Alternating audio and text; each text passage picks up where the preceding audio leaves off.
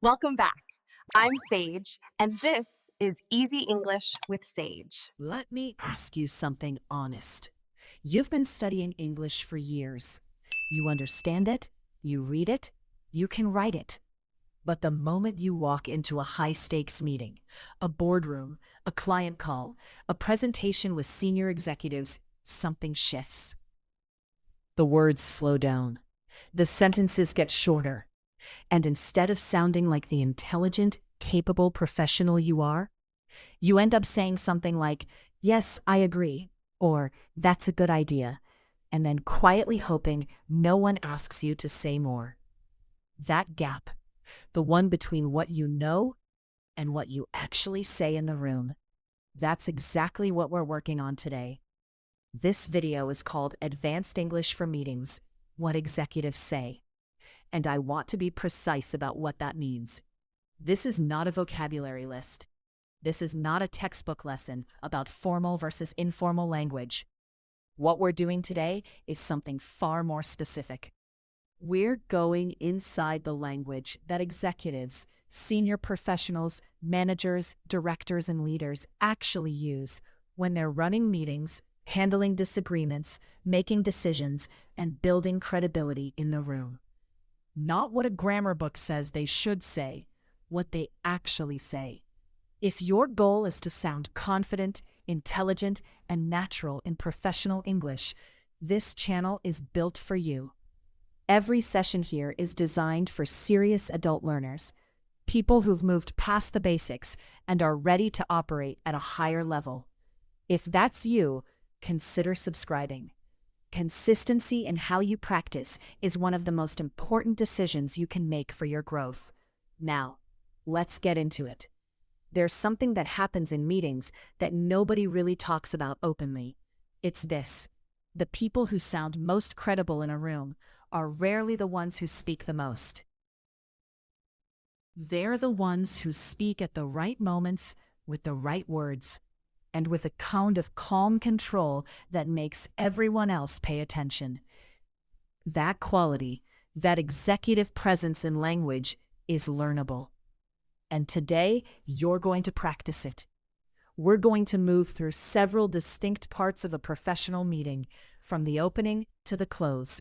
And at every stage, I'm going to show you what advanced English sounds like in that moment. Not examples from a textbook. Real, natural expressions that carry authority without arrogance, clarity without coldness, and confidence without aggression. Let's begin at the beginning, the opening of a meeting. Most people start meetings the same way. Okay, let's get started. So, shall we begin? These are fine, they're functional, but they don't establish presence. They don't signal to the room that a capable, organized person is leading this conversation. Executives open meetings differently, and the difference is subtle, but it's real. Here's a phrase you'll hear from experienced professionals. Right, let's get down to it. We have a lot to cover today, and I want to make sure we use our time well. Say that with me. Right, let's get down to it. We have a lot to cover today, and I want to make sure we use our time well. Notice a few things. The word right at the beginning is a signal. It's a soft transition word that experienced English speakers use to call attention and create a pivot point. It's informal enough to feel human, but purposeful enough to set a tone. Then the phrase "get down to it." This is idiomatic. It means to begin focusing on the real work. And the closing line, "I want to make sure we use our time well." This is elegant. It implies respect for everyone's schedule. It implies organization. It implies that the person speaking has a plan. Here's another opening you'll hear in more formal settings. "Thank you all for being here. I know everyone has a full day, so let's make sure we keep things moving." Repeat once more. "I know everyone has a full day, so let's make sure we keep things moving." That phrase, "keep things moving," is one of those expressions that executives use constantly and non-native speakers rarely use naturally. It signals momentum. It signals that the speaker is in control of the pace. and it does this without ever sounding aggressive or rushed. Now let's go one level higher. In executive contexts, think senior leadership meetings, board-level discussions, client strategy calls. You'll often hear something like this. Before we dive in, I'd like to set some clear expectations for today's conversation. Say it with me. Before we dive in, I'd like to set some clear expectations for today's conversation. The phrase "before we dive in" is extremely common in executive English, and it serves a structural purpose. It creates a moment of pause before the real content begins. It signals that the speaker is thoughtful and prepared. And the phrase "set some clear expectations." This is the language of leadership. It's not aggressive. It's organized. It's the kind of sentence that makes people in the room lean forward slightly, because they sense that something structured and useful is about to happen. If you're still with me, I want you to notice something. None of these phrases are complicated. None of them require unusual vocabulary. What makes them powerful is their rhythm, their function, and the confidence with which they're delivered. That's what we're training today. Not just the words, the delivery, the control. Let's move into the second phase of a meeting, setting the agenda and framing the discussion. One of the clearest markers of language confidence in professional settings is how someone frames the purpose of a meeting. Weak communicators often just describe what's going to happen. Strong communicators frame it. They tell the room why this matters and what kind of thinking is needed. Compare these two approaches. Approach 1. Today we're going to talk about the marketing budget for Q3. Approach 2. Today's conversation is really about one question. How do we allocate our resources in Q3 to get the strongest return? I want us to think strategically, not just tactically. The second version does everything the first version does, but it also creates a frame. It tells the room what lens to use. The word strategically versus tactically is doing a lot of work there. It signals intellectual sophistication. It signals that the speaker has already thought about this at a higher level. I want us to think strategically, not just tactically. Again, I want us to think strategically, not just tactically. Now say it without looking. Say it naturally, as if you're sitting at the head of a conference table. I want us to think strategically, not just tactically. Good. Now let's look at another framing expression that executives use when they want to focus the room. Here's a related expression. Before we get into the details, it's worth aligning on the key objective here. Say it with me. Before we get into the details, it's worth aligning on the key objective here. Notice it's worth. This is a very common executive structure. It's worth aligning on. It's worth pausing here to consider. It's worth noting that. Each of these begins with a gentle assertion that what follows deserves attention. It's not commanding, it's persuasive. And it sounds at the language level like someone who has spent years in boardrooms. Because it does. And now you'll sound that way too. Let's add another one to your collection. I think it would be helpful if we could separate the immediate priorities from the longer-term implications. Repeat once more. I think it would be helpful if we could separate the immediate priorities from the longer-term implications. Separate the immediate priorities from the longer-term implications. This is the kind of sentence that earns respect in a room, because it reveals the ability to think on two levels at the same time: the near term and the far term, the tactical and the strategic.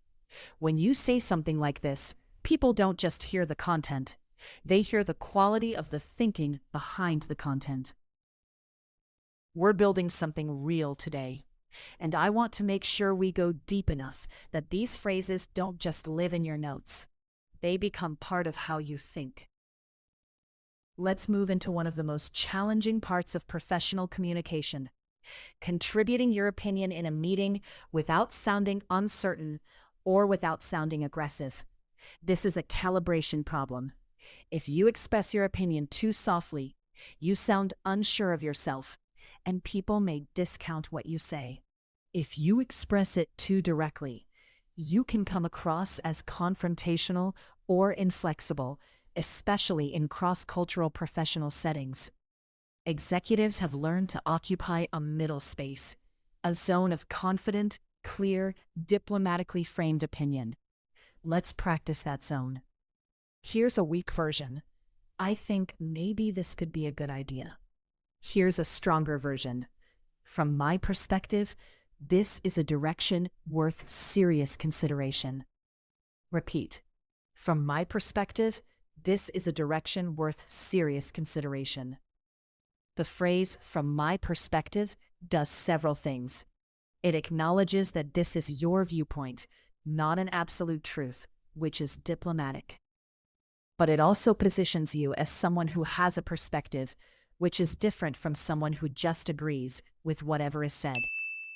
Worth serious consideration elevates the language without overcommitting. You're not saying we must do this. You're saying this deserves real attention. That's a distinction that matters in rooms where decisions are complex and contested. Now let's try the reverse. You want to push back on an idea, to express disagreement or concern, without creating friction or damaging a relationship. This is where many non-native speakers struggle, because in their first language, disagreement might be expressed more directly or more softly than in English professional culture. Finding the right register in English is a learnable skill. Here are some of the most powerful disagreement phrases in executive English. I hear what you're saying, and I want to make sure I understand it fully. At the same time, I have some concerns about the timeline. Repeat. I hear what you're saying, and I want to make sure I understand it fully. At the same time, I have some concerns about the timeline. At the same time, these three words are one of the most valuable tools in professional English. They allow you to hold two things in the air simultaneously, acknowledgement and objection, without having to choose between them. You're not saying the other person is wrong. You're saying there's something else that also matters. Here's another one. That's a valid point, and it leads me to wonder whether we've fully considered the risk side. Say it with me. That's a valid point, and it leads me to wonder whether we've fully considered the risk side. It leads me to wonder. This is wonderfully sophisticated. It positions your concern not as a challenge, but as a natural consequence of thinking deeply. You're not attacking the idea. You're following the thinking to its logical implications. This is the language of intellectual engagement, not the language of conflict. Let's try one more. I'd like to offer a slightly different take on this, if I may. Repeat. I'd like to offer a slightly different take on this, if I may. If I may. This small phrase at the end signals courtesy and awareness of social dynamics. It's not submissive. It's polished. And a slightly different take is another piece of executive vocabulary. Take, used as a noun, to mean perspective, interpretation, or angle. What's your take on this? I have a different take. This is natural spoken English at a high level. I want to stay in this space of disagreement and debate for a moment longer, because it's so important for professional English at the advanced level. Let me share a small scenario with you. Imagine you're in a meeting about a new product launch. Someone senior says, I think we should move forward immediately. The market window is narrow. You have data that suggests the product isn't ready. How do you respond? Here's what an advanced speaker might say. I appreciate the urgency, and I completely agree that timing matters. I do want to flag, though, that some of our internal testing flagged a few reliability concerns. It might be worth a brief delay to address those. We'd be protecting the brand in the long run. Let's slow that down. I appreciate the urgency. You're beginning with validation. You're showing that you've heard the concern. I completely agree that timing matters. Again, more validation. You're not dismissing their point. And then, I do want to flag though. The word flag here is excellent. To flag something means to bring it to attention. It's neutral, professional, and non-confrontational. It might be worth a brief delay. Notice might be worth, conditional, measured. And then the closing. We'd be protecting the brand in the long run. You've reframed the delay not as a problem, but as a protection strategy. That's the architecture of executive disagreement. Validate, add your concern, offer a reframe. Validate, add, reframe. Say that phrase with me one more time. I do want to flag, though, that some of our internal testing flagged a few reliability concerns. Excellent. If this is the kind of language work that excites you, real, practical, professional English, type something in the comments. Let me know you're here, practicing seriously. It helps me understand what content matters most to you. Let's now move into a critical skill for executive meetings, asking questions. In professional English, the way you ask a question tells the room a great deal about how you think. Simple questions are fine for simple clarifications, but executives use what you might call layered questions, questions that accomplish two things at once. They seek information, and they demonstrate the quality of the asker's thinking. Here's a simple question. What's the budget for this project? Here's a layered version. Before we go further, can I ask how the budget for this initiative is being framed? Are we looking at a fixed ceiling, or is there flexibility based on expected return? Repeat. Are we looking at a fixed ceiling, or is there flexibility based on expected return? The distinction here is important. The simple version just asks for a number. The layered version reveals that the asker understands budgets can be structured in different ways, fixed or flexible, and that the answer might depend on how return on investment is framed. This is the kind of question that makes a senior leader think, that person thinks like I do. Here's another example of a layered question. Simple version, when will this be done? Layered version, what are the key dependencies that would affect the delivery timeline? Say it with me. What are the key dependencies that would affect the delivery timeline? The word dependencies, things that the outcome depends on, is exactly the kind of vocabulary that signals systems thinking. It tells the room you understand that timelines don't exist in isolation. They're connected to other projects, other teams, other resources. Let's look at a few more question structures that you'll hear from senior executives. What assumptions are we making here, and are we confident those assumptions still hold? Repeat. What assumptions are we making here, and are we confident those assumptions still hold? Do we have alignment across all the key stakeholders, or are there outstanding concerns we need to address before we move forward? Say it with me. Do we have alignment across all the key stakeholders, or are there outstanding concerns we need to address before we move forward? And this one, very powerful in moments of strategic discussion. If this doesn't work the way we expect, what's our fallback position? If this doesn't work the way we expect, what's our fallback position? Fallback position is an executive phrase. It means contingency. What you'll do if your main plan fails. Using this phrase signals risk awareness, which is a quality that leadership values immensely. When you ask about a fallback position, you're not being pessimistic. You're being responsible. Let's slow down for a moment. I want you to think about something. The phrases we've been practicing, they're not just vocabulary. Each one carries a mental model. What are the key dependencies means, I understand that things are connected. What assumptions are we making means, I know that every plan is built on beliefs that might not be true. What's our fallback position means, I think about risk as part of every plan, not as an afterthought. When you internalize these phrases, you're also internalizing the thinking patterns of experienced professionals. That's one of the deepest things that advanced language learning actually does. It doesn't just change how you sound, It changes how you think. Let's move into the next phase of meeting language, summarizing and synthesizing. One of the highest value skills in any professional meeting is the ability to listen carefully to a complex discussion and then synthesize it, to distill multiple ideas, perspectives, and sometimes conflicting positions into a clear, coherent summary. Executives who can do this with precision are invaluable in rooms where decisions need to be made.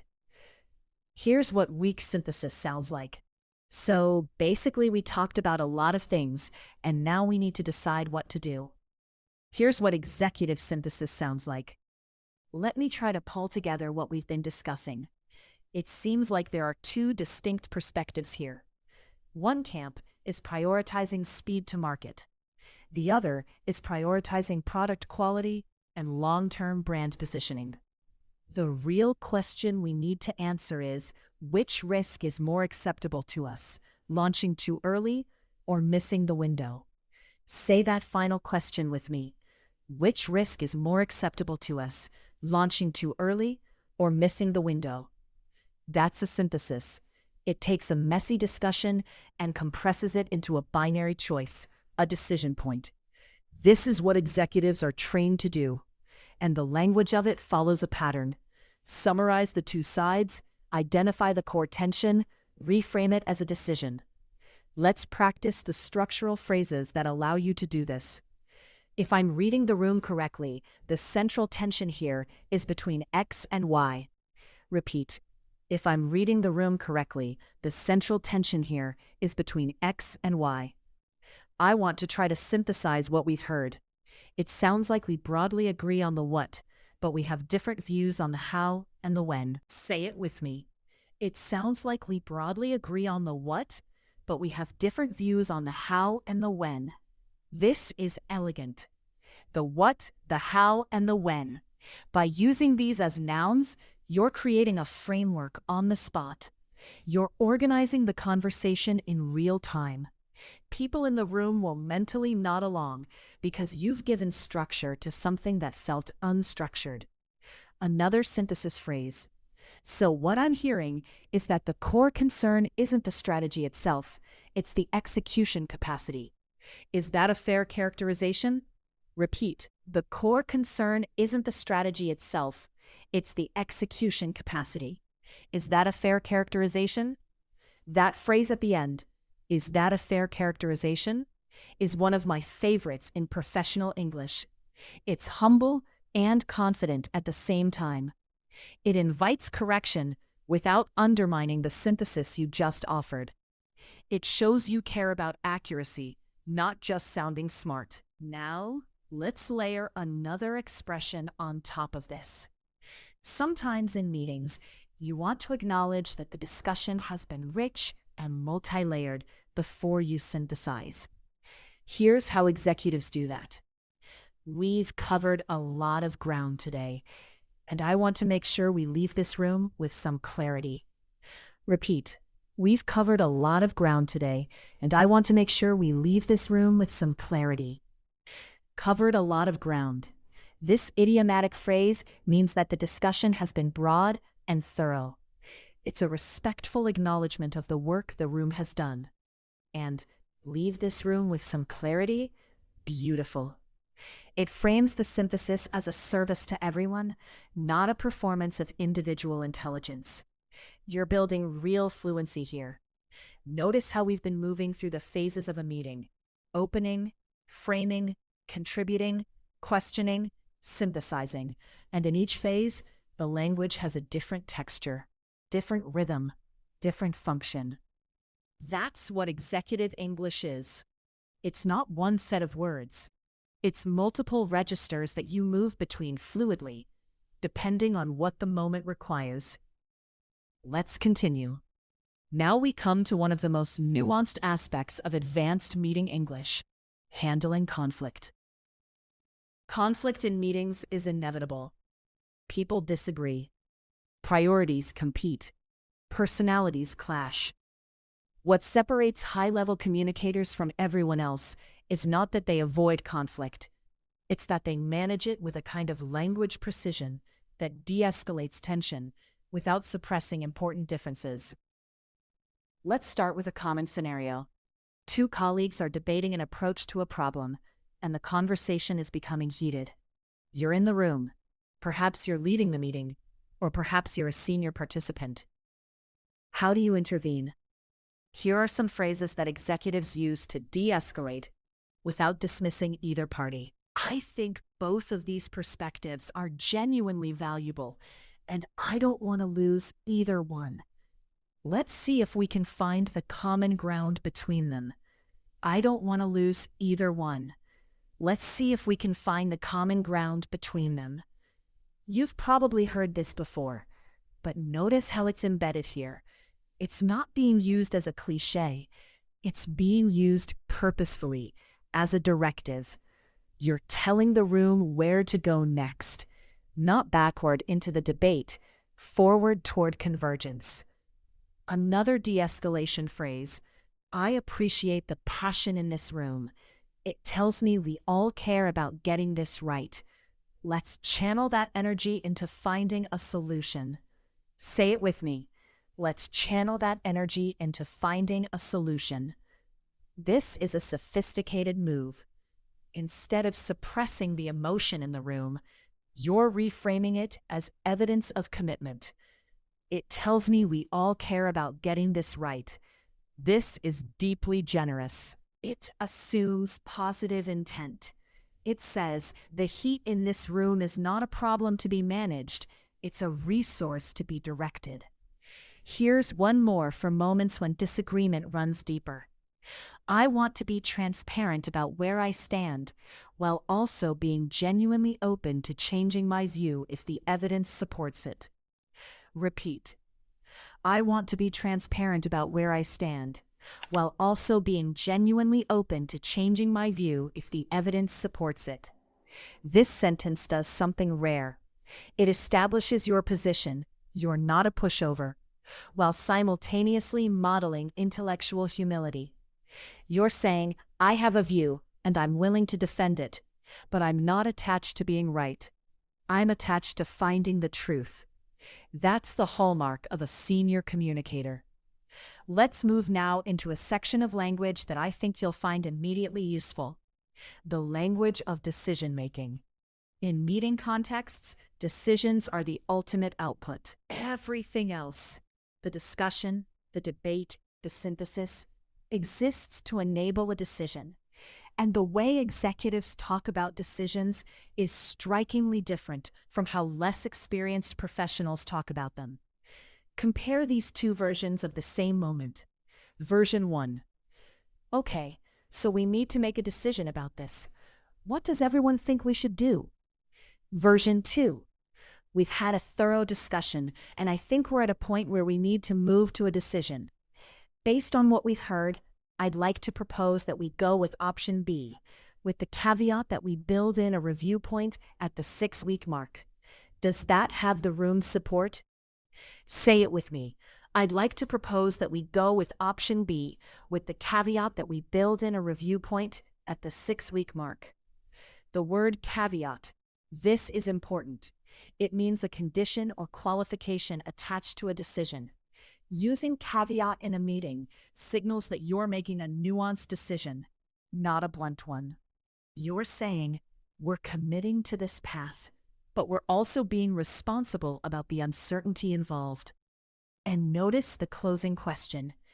Does that have the room's support? This is a beautiful alternative to what does everyone think? It's more directed. It assumes a proposal is on the table and invites confirmation or modification. It moves the room from discussion mode to decision mode. Here's another decision phrase. Given what we know right now, I think the most defensible course of action is to. Repeat. Given what we know right now, I think the most defensible course of action is to. The most defensible course of action? This is executive language. Defensible means if someone questions this decision later, we can explain and justify it clearly. It implies that the decision is being made with accountability in mind. This is how senior leaders think about decisions, and it's how they sound when they describe them. One more. I want to be clear that this is a provisional decision. We'll revisit it once we have more data. Say it with me. This is a provisional decision. We'll revisit it once we have more data. Provisional means temporary, subject to revision. Using this word is honest and strategically smart. It signals to the room that you're comfortable making decisions under uncertainty, while also protecting against the possibility of being locked into something that future information might change. This is mature decision language.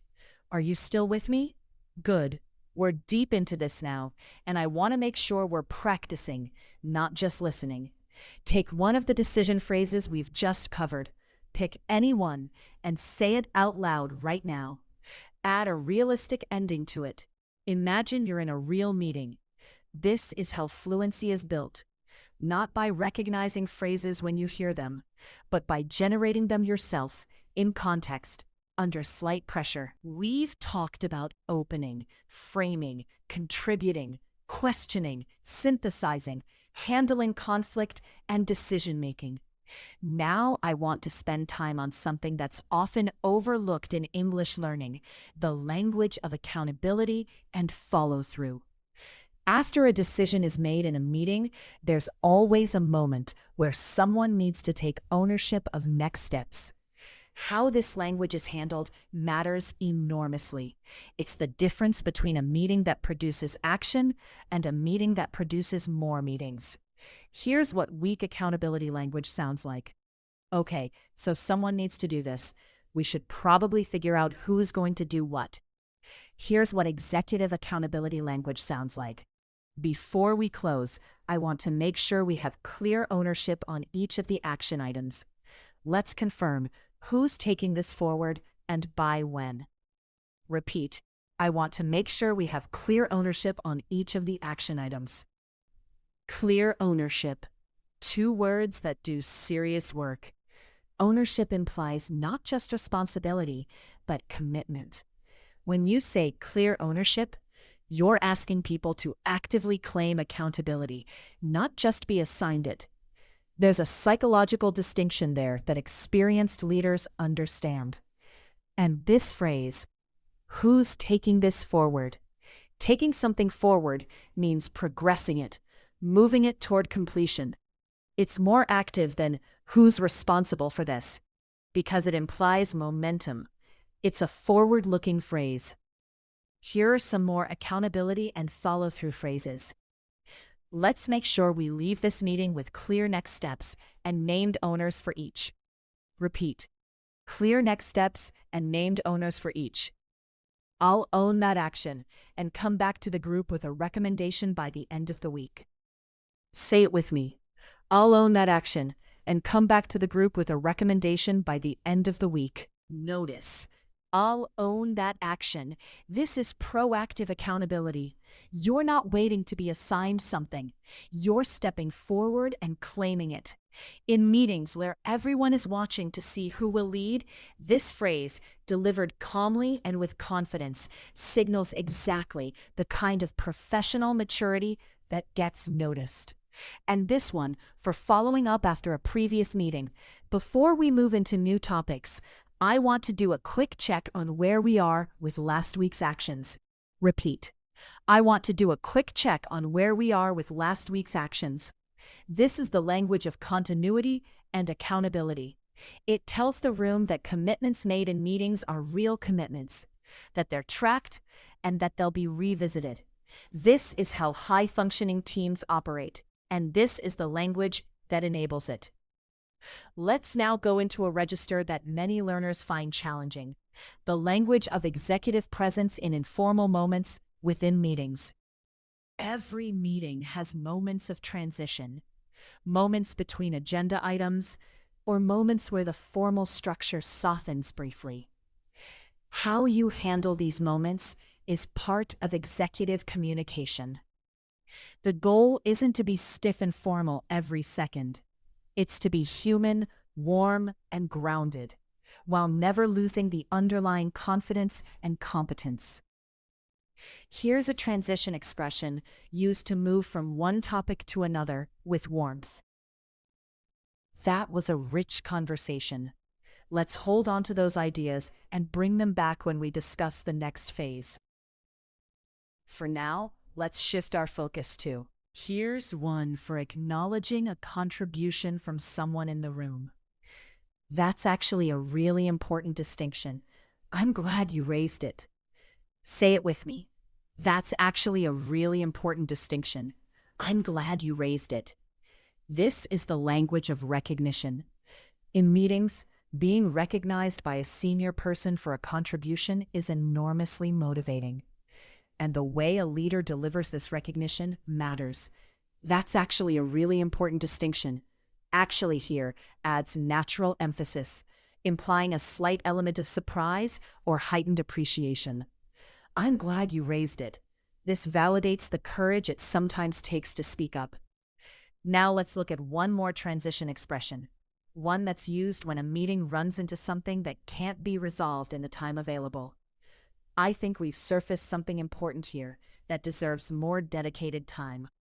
Let's put this on the agenda for next week and make sure we give it the space it needs.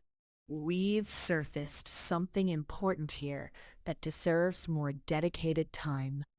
Surfaced. To surface something means to bring it to the surface, to reveal something that was beneath.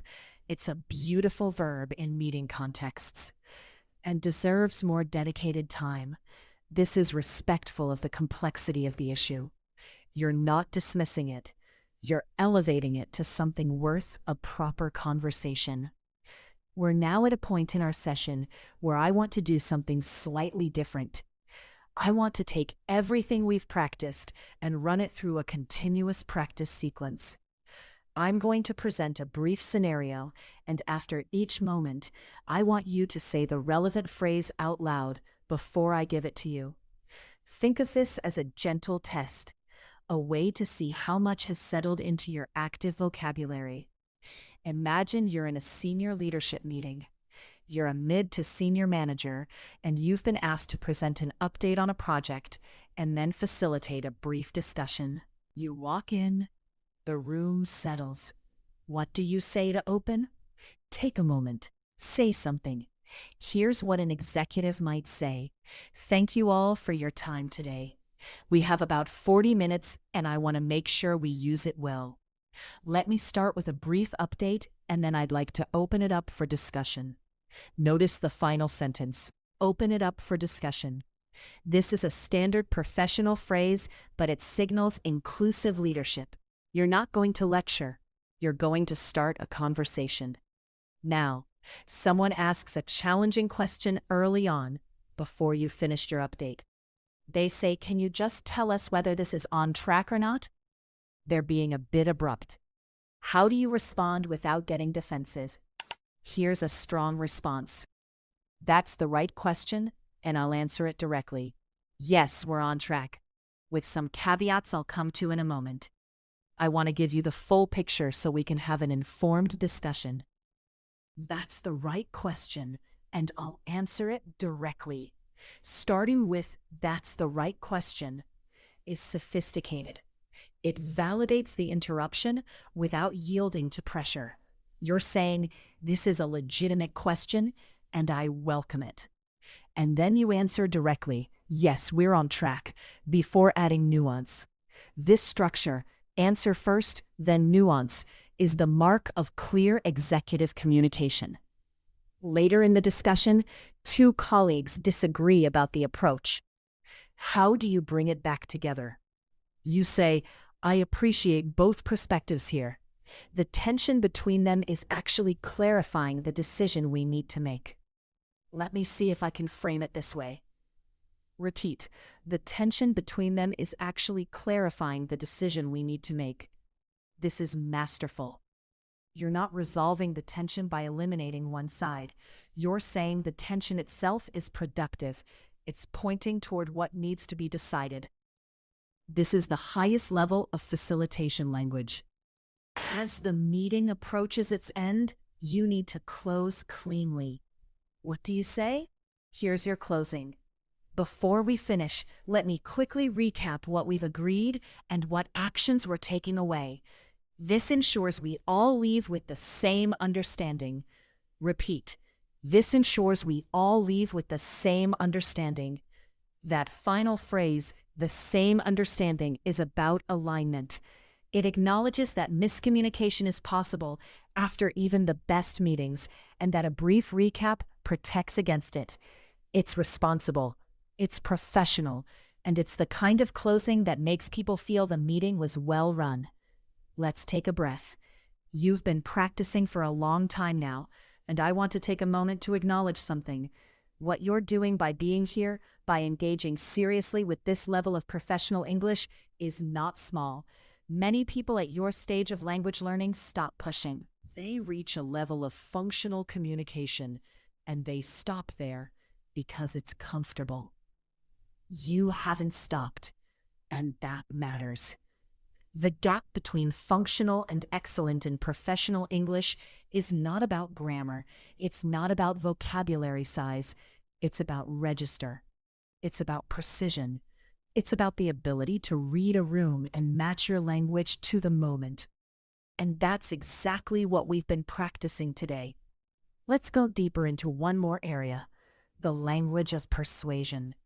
In meetings, some of the most important moments are the ones where you need to bring people around to a position, to advocate for a direction, a decision, or an idea. This is different from just expressing an opinion. Persuasion is about structuring your argument in a way that acknowledges concerns, provides evidence, and moves people toward agreement. The classic executive structure for persuasion is called the prep structure, though I want you to use it naturally, not mechanically. Evidence. Point again. Let's see how this sounds in real meeting language. I want to make the case for accelerating this project timeline. Here's my reasoning. The competitive landscape is shifting faster than we projected, and our window for first mover advantage is narrowing. The data from our market analysis shows that companies who moved in the first half of this cycle captured significantly higher market share than those who followed. Given that, I believe the risk of moving too slowly outweighs the risk of moving too fast. That's why I'd like us to seriously consider bringing this forward by 6 weeks. Now, I'm not going to have you repeat all of that, but I want you to notice the structure. Clear position statement at the start. Reason explained. Evidence invoked. Risk comparison made. Recommendation delivered. That's persuasion architecture in professional English. The phrases within that structure are worth pulling out individually. I want to make the case for. This is the opener. It's confident and transparent. You're not hiding your intention. You're saying, I'm about to argue for something and I believe in it. Here's my reasoning. This signals that what follows is structured thought, not just opinion. People lean in when they hear this phrase. The data shows. Evidence invocation, always powerful. The risk of X outweighs the risk of Y. This is a risk balancing structure. It's extremely effective because it acknowledges that every decision has risk on both sides. You're not claiming your option is risk-free. You're claiming its risk is more acceptable. Let's practice these individually. I want to make the case for moving forward with this approach. Repeat. I want to make the case for moving forward with this approach. Here's my reasoning, and I'll try to be concise. Repeat. Here's my reasoning, and I'll try to be concise. The risk of moving too slowly outweighs the risk of acting with urgency. Say it with me. The risk of moving too slowly outweighs the risk of acting with urgency. Now let's add a closing line to your persuasion sequence. That's why my recommendation is X, and I'd welcome any concerns or pushback the group has. Repeat. I'd welcome any concerns or pushback the group has. This is such an important closing to a persuasion moment. You've made your argument. You believe in it. And yet you're inviting challenge. This signals confidence, not insecurity. You're saying, my position is solid enough that I'm happy to test it. That's the mark of real leadership. Now let's talk about something slightly different. The language of making others feel heard during meetings, particularly when you're in a leadership or facilitation role. This is undervalued. Many people focus on how they themselves speak in meetings. But how you respond to what others say, how you acknowledge, validate, redirect, build on, this is equally a marker of executive communication quality. Here's what low quality acknowledgement looks like. Yeah, okay, good point. Next. Here's what high quality acknowledgement looks like. That's a perspective I hadn't fully considered. Can you say a bit more about what's driving that concern? Say it with me. That's a perspective I hadn't fully considered. Can you say a bit more about what's driving that concern? A perspective I hadn't fully considered. This is extraordinary in its generosity. You're saying, you've expanded my thinking. Even if you're the most senior person in the room, this phrase elevates the person you're speaking to without diminishing yourself. And what's driving that concern? This is a deeper level question. You're not asking what the concern is. You're asking about the underlying cause of it. That's sophisticated, empathetic listening. Here's another acknowledgement phrase. I think you've identified something that we've been dancing around without quite naming. Thank you for putting it that clearly. Repeat. You've identified something that we've been dancing around without quite naming. Dancing around is an idiomatic phrase that means approaching or circling around something without directly addressing it. Using this phrase shows that you've been paying close attention to the trajectory of the discussion and that you recognize when someone has cut through vagueness to name something precisely. That kind of meta-awareness, awareness of the conversation about the conversation, is a rare and valued quality. One more. I want to build on what you said because I think there's something there that connects to the broader strategy. Repeat. I want to build on what you said because I think there's something there. Build on rather than add to. A small distinction, but a real one. Build on implies that what was said has structural value. You're not just supplementing it. You're using it as a foundation. This is language that creates collaboration rather than competition. Let's now move into what I want to call the confidence section. A series of faster-paced expressions that you're going to say one after another, building fluency and rhythm. Don't overthink, just say them. Before we dive in, I'd like to set some clear expectations. I want to make sure we use our time well today. From my perspective, this is a direction worth serious consideration. I'd like to offer a slightly different take on this, if I may.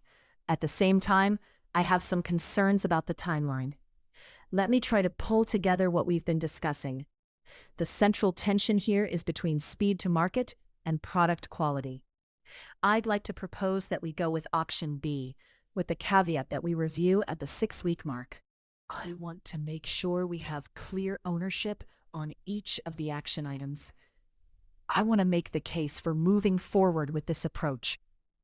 The risk of moving too slowly outweighs the risk of acting with urgency. That's a perspective I hadn't fully considered. You've identified something we've been dancing around without quite naming. Let's make sure we leave this room with some clarity. This ensures we all leave with the same understanding. Read those again. Or better still, don't read them. Try to recall them. Say them from memory, out loud, with confidence. This is how language moves from passive knowledge to active fluency, through generation, through retrieval, through the experience of forming these sentences in your own voice. Let's press further. One of the most powerful things you can do in a meeting is to name what's happening at the level of conversation. This is called meta-communication, and senior executives use it regularly. Here's an example. A meeting has been going on for 40 minutes, and the group is going in circles, returning to the same debate without resolution. A weak response is to keep engaging in the debate. A strong response is to name the pattern. Can I just pause us for a moment? I'm noticing we keep returning to the same tension without resolving it. I wonder if the reason is that we're trying to answer question B before we've actually answered question A.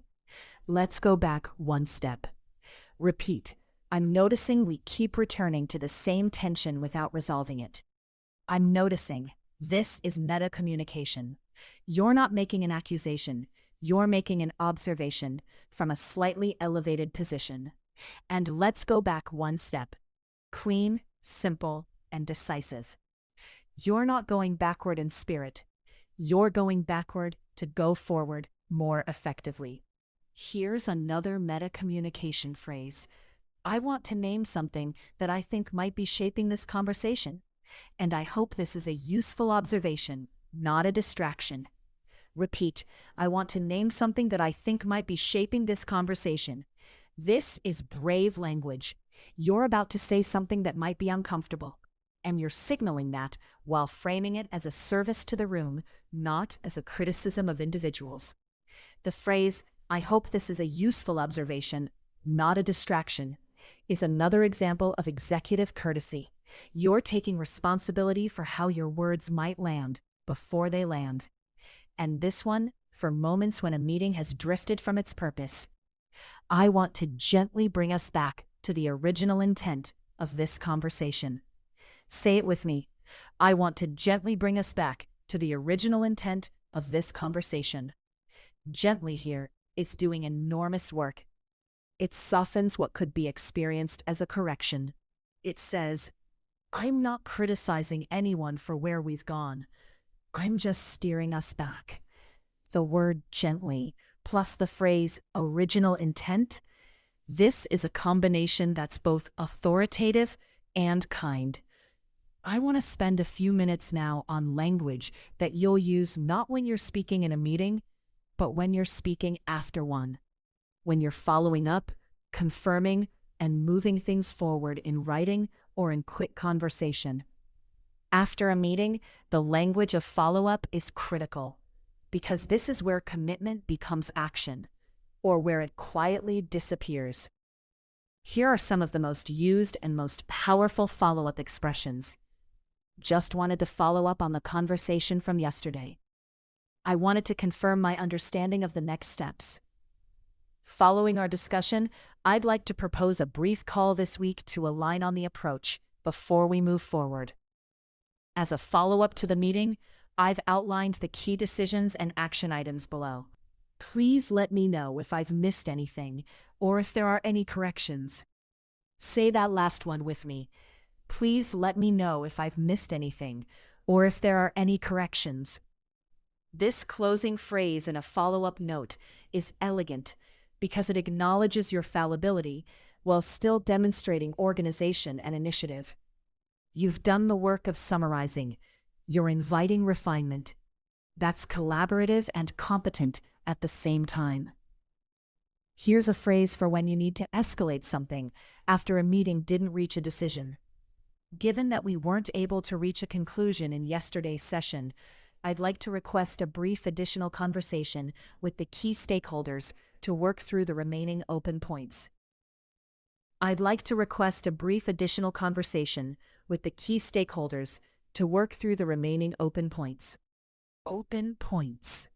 This is professional English for unresolved issues. Much better than things we didn't finish or stuff we need to talk about. Work through implies collaborative, effortful engagement. You're not just going to talk about it, you're going to resolve it. And for moments when you need to hold someone accountable politely, I wanted to check in on the action you took on at our last meeting. Have you had a chance to move that forward? Or is there anything blocking you? Say it with me. Have you had a chance to move that forward? Or is there anything blocking you? The phrase, is there anything blocking you, is generous and professional. It acknowledges that people face obstacles, internal politics, resource constraints, competing priorities, without assuming laziness or neglect. It's the language of a supportive leader who is also tracking results. Let's now bring this all together in a final continuous practice flow. I'm going to give you a sequence of complete sentences. Say each one with me, then say it alone, and notice the cumulative effect, how it begins to feel more and more natural as we go. Right, let's get down to it. We have a lot to cover today, and I want to make sure we use our time well. Now this. Before we dive in, I'd like to set some clear expectations for today's conversation. Say it alone. Right, let's get down to it. We have a lot to cover today, and I want to make sure we use our time well. Now, before we dive in, I'd like to set some clear expectations for today's conversation. Say it alone. Now, from my perspective, this is a direction worth serious consideration. Say it alone. Now, I'd like to offer a slightly different take on this, if I may. Say it alone. Now, I hear what you're saying. At the same time, I have some concerns about the timeline. Say it alone. Now, let me try to pull together what we've been discussing. It seems like the central tension here is between X and Y. I'd like to propose that we go with this approach, with the caveat that we build in a review point. Before we close, let's make sure we have clear ownership on each of the action items. I want to make the case for this direction. Here's my reasoning. I'm noticing we keep returning to the same tension without resolving it. Let's go back one step. This ensures we all leave with the same understanding. Well done. Genuinely. You've just moved through the language of a complete professional meeting, from opening to follow-up, in the register of someone who belongs in executive spaces. I want to say something to you directly now, because I think it matters. Many of the learners who find their way to content like this are people who know they're intelligent. They know their ideas have value. They know they're capable of more than their current English output allows them to demonstrate. And they feel a kind of quiet frustration about this, a sense that the gap between who they are and who they sound like in English is unfair. And it is. That gap is real, and it costs people things, promotions they deserved, deals they should have closed, rooms they should have had more presence in. But that gap is closable, and the way it closes is exactly like this. Not by studying harder in isolation, not by memorizing more lists, but by immersing yourself again and again in the actual language of the contexts you want to operate in. By practicing it, by speaking it, by making it yours. The phrases we practice today, they're yours now. They live in your mouth, not just your notes. That's the difference. And every time you practice them, they'll be a little more fluid, a little more automatic, a little more natural. Let me leave you with a few final expressions that I want you to carry with you. Phrases that are useful not just in formal meetings, but in any high-stakes professional conversation. I want to be transparent about where I stand, while also being genuinely open to the evidence. That's a perspective I hadn't fully considered. Thank you for raising it. Let me make sure I understand this correctly before I respond. The most defensible course of action, given what we know right now, is I want to make sure we leave this conversation with clarity and alignment. Say each of those once more, in your own pace, with your own rhythm. Own them. Professional English, especially at the executive level, is a combination of vocabulary structure and something harder to name, but very real. And presence in language is the experience of being fully inhabited by what you say. Not performing words, inhabiting them. That's what consistent practice builds. Not just fluency, presence. Come back to this session. Replay the sections that challenged you. Pause on the phrases that feel just slightly out of reach, because those are exactly the ones worth mastering. Growth lives at the edge of comfort. And if this session has given you something real, a phrase you'll use tomorrow, a frame you didn't have before, a a sense that executive English is reachable, not distant, then let me know in the comments. Tell me what was most useful. Tell me what you want more of. This channel grows when you tell me what you need. I'm Sage. This is Easy English with Sage. Thank you for practicing seriously today. Keep going. The version of you that speaks with full confidence and full presence in every professional room, that person is not far away. They're just on the other side of consistent practice.